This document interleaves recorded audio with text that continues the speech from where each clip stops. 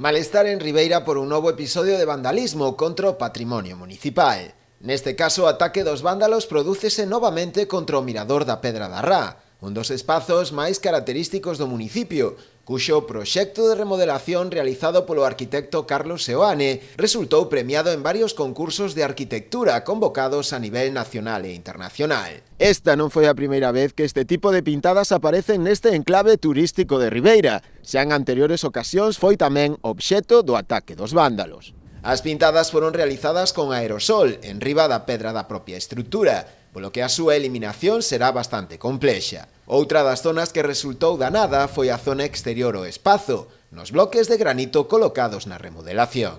Dende o Concello mostraron o seu malestar por esta situación, que por desgraza se ven repetindo con bastante frecuencia. A intención do goberno local pasa por instalar uns sinais advertindo de posibles sancións a aquelas persoas que incorran neste tipo de feitos contra o patrimonio, que non deixa de ser máis que un atentado ambiental, e así tratar de evitar que volva a producirse.